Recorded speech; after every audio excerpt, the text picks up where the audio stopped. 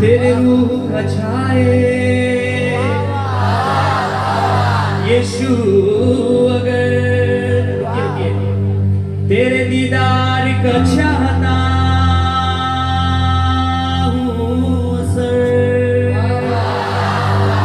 मैं घटता जाऊं मिटता जाऊं, सुनिए, बस यीशु आए मुझ में हम सब में नजर,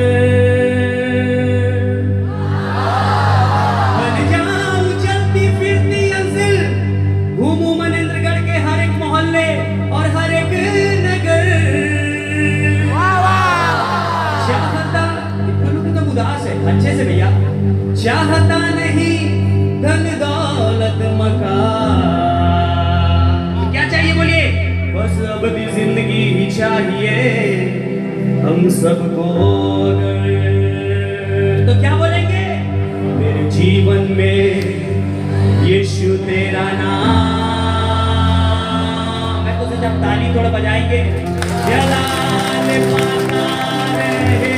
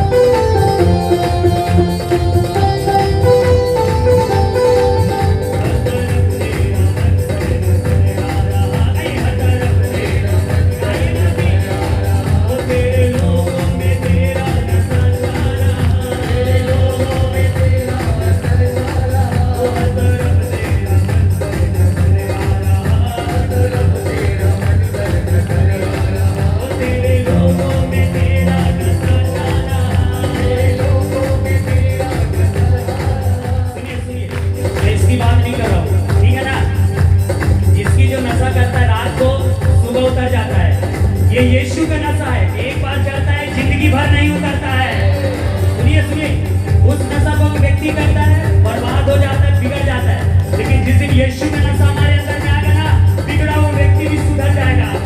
तो मेरे साथ बोलिए, ओ तरफ तेरा मंजर नजर आ रहा, जैसे ताली बजाइए ना, ओ तेरे लोगों में तेरा नशा आ रहा, तेरे लोगों में तेरा नशा आ रहा, तरफ तेरा मंजर नजर आ रहा, तेरा मंजर नजर आ रहा, ओ तेरे लोगों में तेरा नशा आ रहा,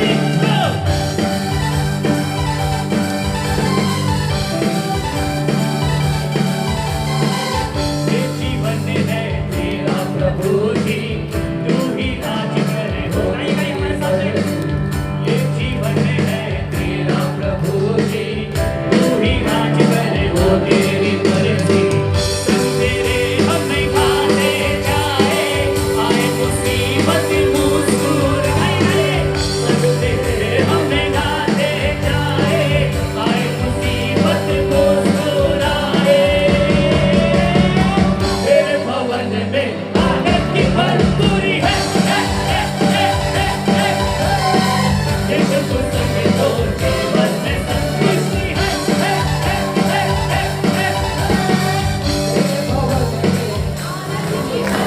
एक हाथ ऐसे उठाइए, एक हाथ। और जब बोलेंगे तेरे भवन में आनंद की भरपूरी है तो आपको एक हाथ ऐसे उठाना और बोलना हे हे हे करिए, हे हे हे हे हे हे।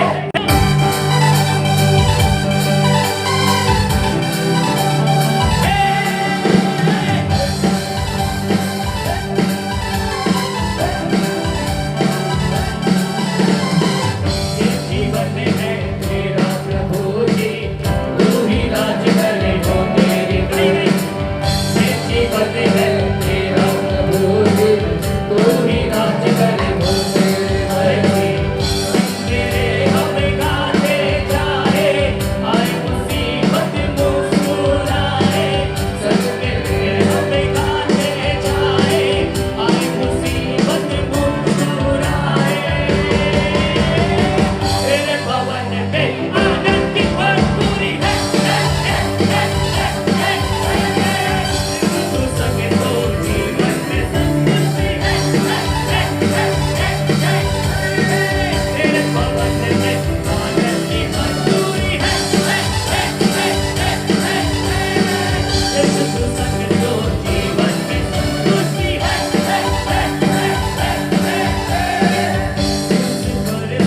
हुई समाप्ति, हमारा शैतान को एक्शन के साथ एक्शन ऐसा करिए। क्रूस ऐसे क्रूस बनाइए, ऐसे दोनों हाथ से ऐसे क्रूस। अपने बगल वाले को थप्पड़ मत मारना, ठीक है ना? ऐसे क्रूस बनाइए, बोलिए ओ क्रूस पर सब हुई समाप्ति, हमारा शैतान मेरे पापों से। करिए ना मेरे साथ में, क्रूस पर सब हुई समाप्ति, हमारा शैतान मेरे पापों से मुक्ति। तेरी मौत से मिली है आजादी, रोक सके ना हमें अब कोई शक्ल। तेरी मौत से आप लोग आइए, मेरे साथ गाइए, बोलो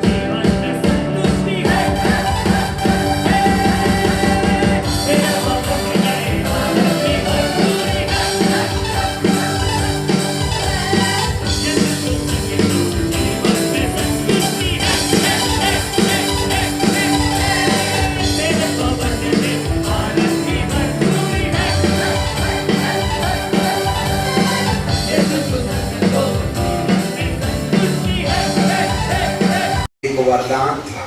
उसने चंगाई हमको फ्री में दे गया, उसने हमको छुटकारा दे गया, धार्मिकता का दान दे गया, एंड देन फिर उसके बाद में उसने पवित्र आत्मा का भी दान दे गया। और उसने हमको पवित्र आत्मा के दान देने के द्वारा पवित्र आत्मा के अंदर पाए जाने वाले ईश्वरीय अनुभवों को हमको दे गया। बस गाड़ी यही रुक जाती है। कल हमने शाम को देखा कि प्रभु यीशु मसीह जब पानी से बपतिस्मा लेकर के पानी के ऊपर आए तो स्वर्ग खुल गया और उसके बाद आकाश से एक वाणी सुनाई देती है, यह मेरा प्रिय पुत्र है। यहाँ से पवित्र आत्मा की प्राप्ति के बाद में परमेश्वर ने पवित्र आत्मा के द्वारा यीशु को जंगल ले गया और जंगल में पहाड़ों में एकांत में बैठ करके वह प्रार्थना कर रहे थे। तो उनका जो विषय है प्रार्थना का वो क्या था? वह रोटी, कपड़ा, मकान, छुटकारा, चंगाई, आशीर्वाद, नौकरी, नौ वरदान, इन सब बातों के लिए प्रार्थना नहीं कर रहे थे, वरन उनके प्रार्थना का विषय था कि हे परमेश्वर, मेरे मन के अंदर मेरी जो कल्पना आज तक मुझे चलाया करती थी, अब मैं अपनी कल्पना का बहिष्कार करता हूँ, अपने सोच और विचारों का परित्याग करता हूँ और पवित्र आत्मा के द्वारा जो कल्पनाएं मनुष्य के जीवन के अंदर में डाले जाने के लिए परमेश्वर ने पवित्र आत्मा को भेजा है, उस कल्पना के प्रति मैं अपने आप को समर्पित कर देता हूँ।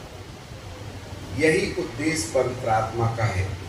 वह तुमको विशेष रीति से पवित्र आत्मा भेजे जाने के द्वारा चंद्र अन्य भाषा बोलना, हाथ पैर हिलाना और कुछ गर्म ठंडा का अनुभव, इस बात के लिए पवित्र आत्मा हमारे जीवन में नहीं आए हैं, वरन वो इसलिए आए हैं कि हमारी कल्पनाओं के ऊपर पवित्र आत्मा की कल्पनाएं, जो परमेश्वर का वचन है, जो परमेश्वर का मन है, उसको हमारे अंदर पैदा करें, जिससे कि हमारे चाल चलन में मनुष्य की बुद्धि के नए हो जाने से उसका चाल चलन भी बदल जाएगा। आपको मालूम है, जब कभी कोई काम जब हम करते हैं तो उस काम के करने से पहले हम उस काम की कल्पना अपने अंदर आने देते हैं। आज मैं सोचता हूँ चलो बिरयानी बनाएंगे, हम बाजार में जाके आलू की दुकान नहीं जाते और मटन मार्केट जाते हैं। आज हमको पिकनिक मनाना है तो हॉस्पिटल चले गए, तो क्या हॉस्पिटल में पिकनिक मनती है क्या? नहीं, वहाँ तो ना अच्छा आदमी जाए तो बुखार लेके आता है। हाँ, चलो आज बाजार में घूमने चले तो हम चले जाते हैं कोर्ट कचहरी, पुलिस थाना, और वहाँ पुलिस वाले 2 डंडा मारते हैं। वाह रे वाह, बाजार घूमने गए थे कि पिटाई खाने गए थे? हमारा मन जो सोचता है उसके बाद काम करता है। जी हाँ, जब मनुष्य अपने सोच के अनुसार जीवन यापन करता है, चलाता है, तो वह संसारिक व्यक्ति की तरह उसका व्यवहार होता है। परंतु जब वो पवित्र आत्मा को अपने मन के अंदर ईश्वरीय विचार देने के लिए अनुमति देता है, तब उसका मन बदलने लगता है, उसके सोचने का तरीका बदलने लगता है। और जब कभी किसी व्यक्ति का सोचने का तरीका बदल जाता है तो उसी के आधार पर आपके अंदर काम पैदा होते हैं। काम काम काम व्यवहार। आज भारी मात्रा में मसीही लोग केवल विश्वास पर अपना ध्यान केंद्रित करते हैं, परंतु काम के ऊपर हमारा ध्यान नहीं है। हम प्रभु भी करते हैं। प्रभु यीशु मसीह ने एक बार उसके चेले प्रभु के पास आए और कहने लगे, हे प्रभु, हमने तेरे नाम से दुष्ट आत्माओं को निकाला है। तो प्रभु कहते हैं, मैं नहीं जानता हूँ। फिर उन्होंने कहा, हे प्रभु, हमने आपके नाम से भविष्यवाणी की है। प्रभु कहते हैं, मैं नहीं जानता। हे प्रभु, हमने तुम्हारे नाम से बड़े बड़े काम किए, बपतिस्मा भी लिया। प्रभु कहते हैं, मैं नहीं जानता तुमको, तुम क्या बोलते हो? तो सवाल ये है, प्रभु आप जानते किसको? इतने बड़े बड़े चमत्कार करने वालों को नहीं जानते तो फिर किसको जानते हो? एक बार यीशु ऐसे एक बड़ी भीड़ में थे और उस बड़ी भीड़ में चेलों के साथ यीशु लोगों को सुसमाचार सुना रहे थे। उतने में यीशु की माता, भाई और बहन जो यूसुफ और मरियम के द्वारा पैदा हुए थे, वे प्रभु से भेंट करने आए। तो भीड़ के कारण प्रभु के पास जा ना पाए। तो चेलों ने आकर के प्रभु जी से कहा, प्रभु जी माता आई है, भाई भी आए हैं, बहन भी आई है। तो प्रभु यीशु मसीह ने साफ ये कहा, मेरे माता, मेरे भाई, मेरे बहन वो हैं जो मेरे पिता की इच्छा पर चलते हैं, मेरे पिता की इच्छा पर चलते हैं। वो माँ मरियम के पास जाके सलाम मामा ऐसा बोल के अपना प्रचार का काम छोड़ के माँ मरियम के पास दौड़ के ना चला गया। उसने आते बराबर कहा, हे नारी, जब तक मैं भौतिक बुद्धि से सोचता था तब मैं तुझे माँ कह के पुकारा करता था, परंतु आज मेरे मन की कल्पना बदल गई है। पवित्र आत्मा ने 40 दिन और 40 रात के बाद मेरे मन की कल्पनाओं को बदल दिया है। अब मैं केवल अपने पिता की मर्जी पर चलना चाहता हूँ और जो वो सोच देता है, जो विचार देता है, उसी विचार के आधार पर मेरा जीवन चलता है। इसलिए उसने प्रभु के काम को प्रथम स्थान दिया। यीशु के सोचने का तरीका 40 दिन के उपवास की प्रार्थना के बाद बदल गया था। अब जितने भी सेवक लोग हैं वो लोग भी ध्यान से सुन लीजिएगा। कई जगह हम बाइबल ट्रेनिंग भी ले लेते हैं, पवित्र आत्मा भी पा लेते हैं, ये सेमिनार लेते हैं, वो सेमिनार लेते हैं, ये सर्टिफिकेट पा लेते हैं, वो सर्टिफिकेट पा लेते हैं, और हम ये समझ बैठते हैं कि हम प्रभु के दास हैं। समझना भी चाहिए। आपको मालूम है यीशु के नाम के आगे मसीहा, कल शाम हम बता रहे थे कि यीशु के नाम के आगे मसीहा शब्द कब लगा? जब उसने पवित्र आत्मा पाया, और पवित्र आत्मा पाने के बाद जब उसने जब पानी से बपतिस्मा लिया और पानी के ऊपर आया और आकाश खुल गया और कबूतर की नाई पवित्र आत्मा जब उतर करके यीशु के ऊपर आए तो आत्मा ने उसको जंगल ले गया। अभी भी उसका नाम यीशु ही था, मसीहा नहीं था, क्योंकि उसकी अपनी कल्पनाएं थी, वो यीशु था। परंतु 40 दिन के उपवास और प्रार्थना के बाद उसने अपने दिमाग से उत्पन्न होने वाली कल्पनाओं को रोकने का प्रयास किया और पवित्र आत्मा की आवाज सुनने का प्रयास किया। इसके कारण से जब वो 40 दिन में पवित्र आत्मा की आवाज सुनकर उसके हिसाब से काम करने का प्रैक्टिस कर लिया, अभ्यास कर लिया, जब वो पवित्र आत्मा की सामर्थ्य लेकर के आ रहा था, तब उसका नाम बदल गया। उसके नाम के आगे और पीछे मसीहा लग गया। मसीहा का मतलब होता है अभिषिक्त है। अभिषिक्त का मतलब होता है जिसने पवित्र आत्मा को पाया, वो नहीं, परंतु जिसने पवित्र आत्मा को साधन कर लिया है। जरा ध्यान से सुन लेना, हम जो बोल रहे हैं सीधे ऑनलाइन है। आज पवित्र आत्मा पाने वाले बहुत है, अन्य भाषा बोलने वाले बहुत है, भूत निकालने वाले बहुत है, चमत्कार करने वाले बहुत है। प्रभु कहता है मैं नहीं जानता। तो हे प्रभु आप जानते किसको हो?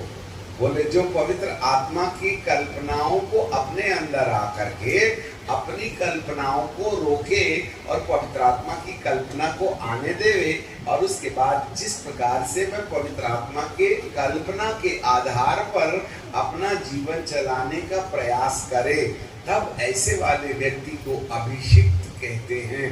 अभिषिक्त मतलब आत्मा की चलाई चलने वाला व्यक्ति, शरीर के अनुसार, बुद्धि के अनुसार, परिस्थिति के अनुसार ऐसा चलाए चलने वाले को अभिषिक्त नहीं कहते। काना के नगर से उसने अपनी माता को हे नारी कह के पुकारना शुरू किया। जिस माँ की 30 साल सेवा की, आज वह उसको नारी बोलने लगा और मरने के समय तक नारी बोलते रहा।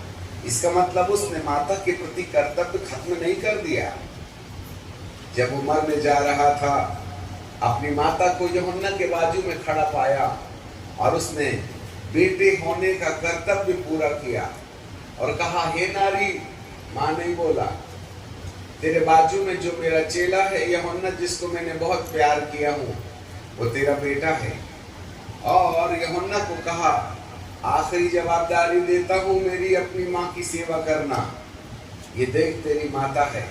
अब यूहन्ना के पास दो माताएं हैं, एक तो उसे जिसने उसको उत्पन्न किया है, और दूसरी माता यीशु का चेला होने के कारण यीशु ने अपनी जवाबदारी यूहन्ना के ऊपर दिया और उसी दिन से यूहन्ना यीशु की माता को अपने साथ घर ले गया। आज कितने लोग हैं जो अपनी माँ को ही प्यार नहीं करते, तो पराई की वो क्या कर लेंगे। अरे हाय तुम पर, जिसने तुम्हें सूरज दिखाया, अपने स्तनों से रंग को बदल करके खून को सफेद बनाकर दूध पिलाया, आज उसको तुम बिसर गए, उसको तुम भूल गए। जब तुम जिसने जन्म दिया है उस माता को आदर नहीं देते, तो जिससे तुम्हारा कोई रिश्ता नहीं है, उसकी तुम क्या सेवा दे दोगे। आज तो खुद के बच्चे नहीं पलते, दूसरों के बच्चों को क्या पाल लोगे। जी हाँ, यीशु के चेला होने का मतलब होता है, आपको मालूम है यूहन्ना जो था वह यीशु को सबसे ज्यादा प्यार करता था, इसलिए बिल्कुल उसके निकट रहता, उसकी छाती में सिर रख के परमेश्वर का वचन सुनता। इतना जवान आदमी मर्द जैसा बच्चे की तरह यीशु की छाती में सिर रख करके उसकी बात को सुना करता था। इसलिए प्रभु को यूहन्ना के प्रति ज्यादा ही लगाव था, और इसी कारण से पवित्र आत्मा ने यूहन्ना को प्रकाशित वाक्य लिखने का अनुग्रह दे दिया।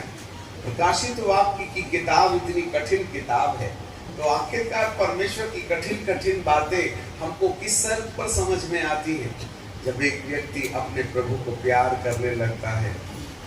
Hallelujah, hallelujah. आप अपने आप से प्रभु को प्यार करने का प्रयास करोगे भी तो आप उसको प्यार नहीं कर सकते, परंतु परमेश्वर की पवित्र आत्मा आपको इसलिए दी जाती है कि आप पवित्र आत्मा से प्रभु को प्यार करने का अभिषेक मांगना चाहिए। हालेलुया। आप में से कितने लोगों ने ईमानदारी से बताइए, अब हाथ मत उठा देना, ईमानदारी से बताइए, हे प्रभु मुझको आपको प्यार करना है, मेरे को अभिषेक दे दो जिससे कि मैं आपको प्यार करने लगूं। ऐसा वाला प्यार करने के लिए किसने उपवास किया था? सब अपने पेट दर्द के लिए प्रार्थना करते हैं, अपनी नानी के लिए जो नाक में नली लगा के बैठी है उसके लिए प्रार्थना करते हैं उपवास के साथ। हे प्रभु मुझे तुझे प्यार करना है, इसके लिए आज मैं उपवास करता हूं। कहां से प्रभु तुमको समझ में आएंगे? प्रभु हर किसी को समझ में नहीं आते।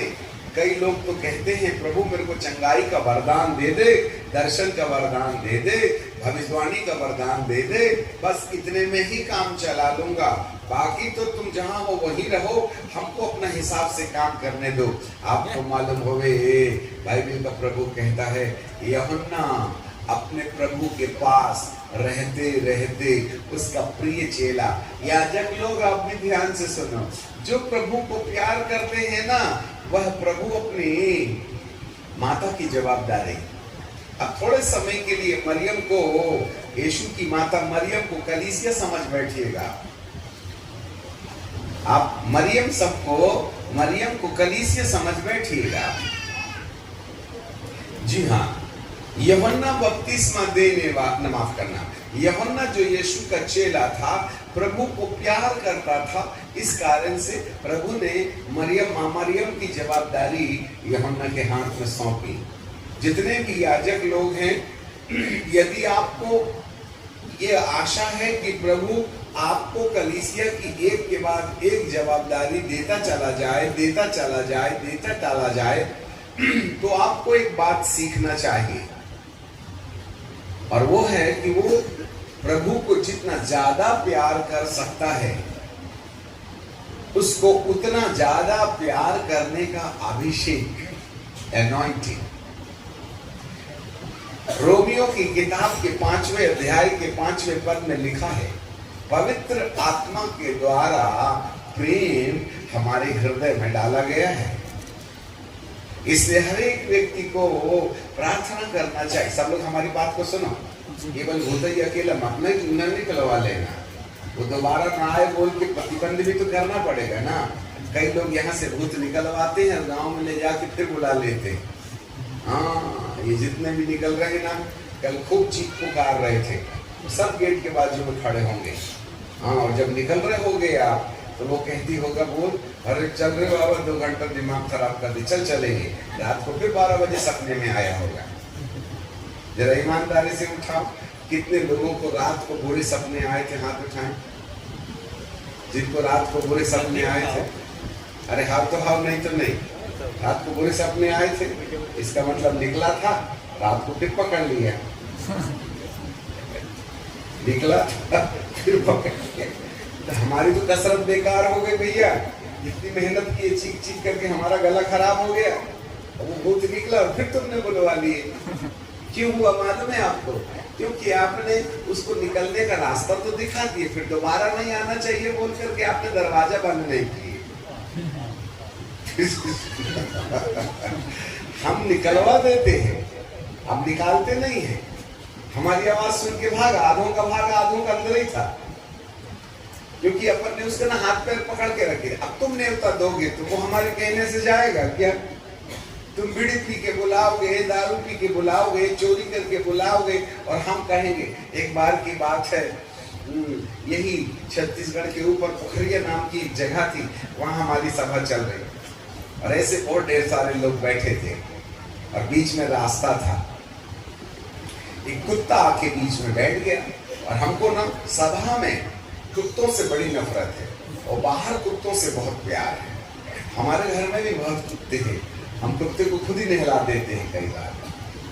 कई लोग हमारा पैर धोते हैं, हम कुत्ते को पैर धुला देते हैं। वो कुत्ता भी कितना किस्मतदार होगा जिसका कोई पैर धोता है, उस कुत्ते को कोई नहला देता है, ठीक है कि नहीं? परंतु फिर भी वो कुत्ता ही रहता है। उसको परमेश्वर के जन कितने भी अभिषिक्त होकर के नहलाए, आखिरकार कुत्ता ही रहता है। छोड़ो मारो गोली। तो यहाँ बीच में आके बैठ गया साहब। हमने बोला ए वॉलंटियर्स, जाओ कुत्ते को भगाओ। तो उन्होंने लकड़ी ली, हू हा किया, बेचारा भागा और बाहर जा करके इधर उधर घूमा। आधे घंटे के बाद में फिर आके वहीं बैठ गया। अब क्या तुमको भगाते नहीं आता है क्या? हैं? और फिर उन्होंने लकड़ी लेके दिए, दो चमीटा मारा, कहीं करके भागा, और आधे घंटे के बाद फिर आ गया। हमने कहा ये वहीं क्यों बैठता है? तब हमारे तो 2-3 दिमाग एक साथ काम करते हैं ना, हमको समझ में आ गया जरूर वहां बैठने में कोई तो भेद है भाई। तो हम समझ गए। देखो, हम आपके सामने एक उदाहरण बताएंगे। सब लोग वीडियो लगाओ, ठीक है? हम उसके पास जाएंगे तो ये कुत्ता क्या बोलेगा जरा देखना। और हम धीरे धीरे उसके पास गए और उसको बोला, उठ। तो वो क्या बोला मालूम है?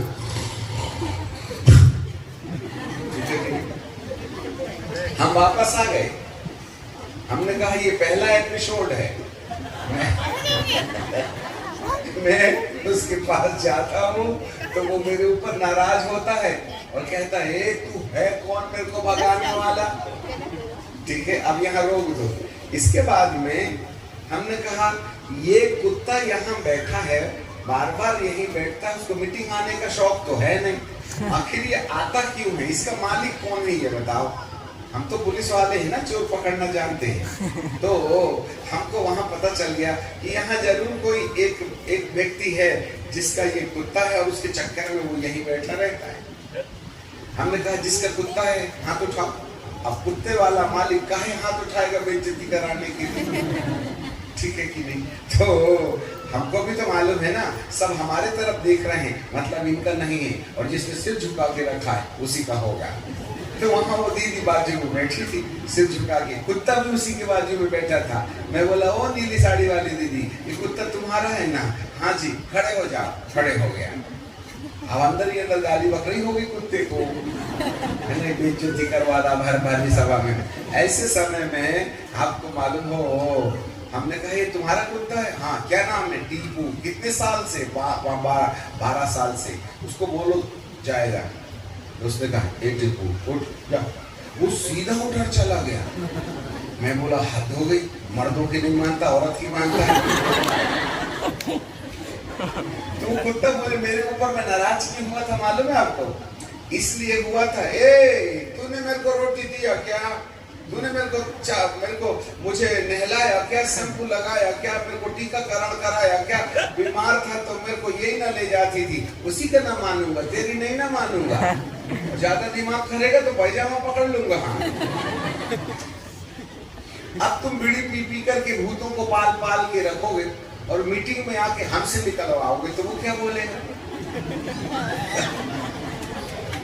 तुम मोबाइल देख देख करके 17 कसम का पाप करोगे और बोलोगे अंकल जी मेरा निकाल दो, तो वो क्या बोलेगा? ए जिसने मेरे को दाना पानी दिया उसकी मानूंगा कि तेरी मानूंगा? तू तो 3 दिन के बाद चला जाएगा, मैं तो जिंदगी भर उसके साथ रहूंगा।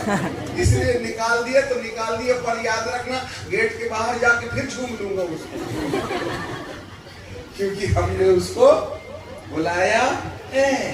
इसलिए जो बुलाया है वही भगाए, उसकी मानेगा, हमारी ना मानेगा। इसलिए कई लोग कल अच्छे हो गए और कई लोगों ने हुआ हुआ करके फिर शांत बैठ गए। इसका मतलब जरूर तुम्हारे अंदर में कोई ना कोई कारण है जिसके चक्कर में ये भूत लोग तुम्हारे साथ रहते हैं। अब उस कारण को जानना पड़ेगा आपको। ये दुष्ट आत्माएं आई क्यों?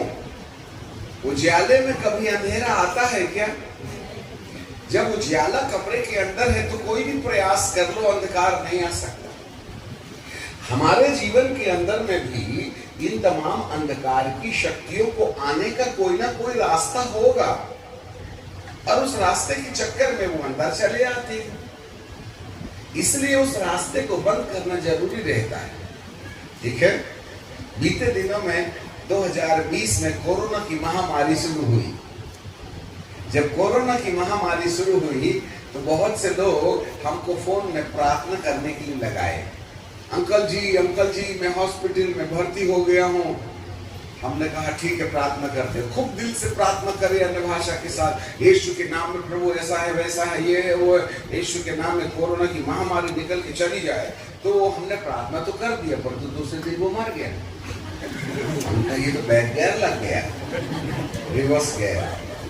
अब दूसरे ने फिर प्रार्थना करने के लिए लगाया, अंकल जी दुआ कर दो। मैं बोला यार कल तो टपक गया था, इसकी भी आ गई है तारीख क्या? हमने उसके लिए प्रार्थना की, तीसरे दिन वो भी मर गया।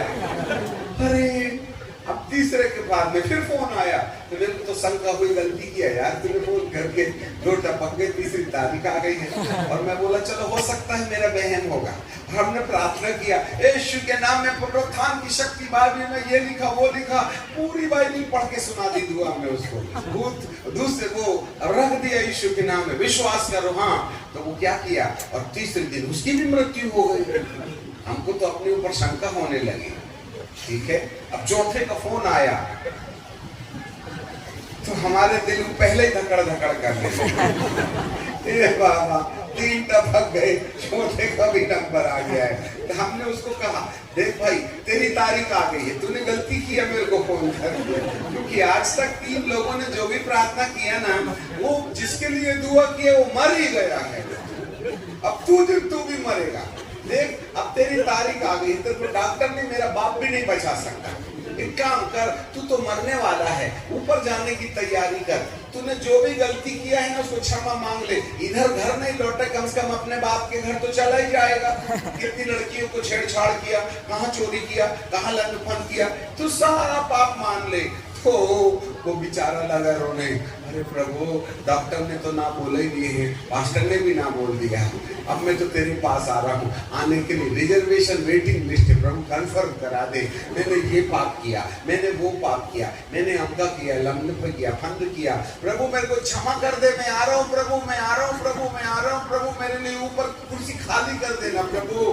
वो लगा रोने के लिए। तो वो तीसरे दिन मरा नहीं, घर लौट गया।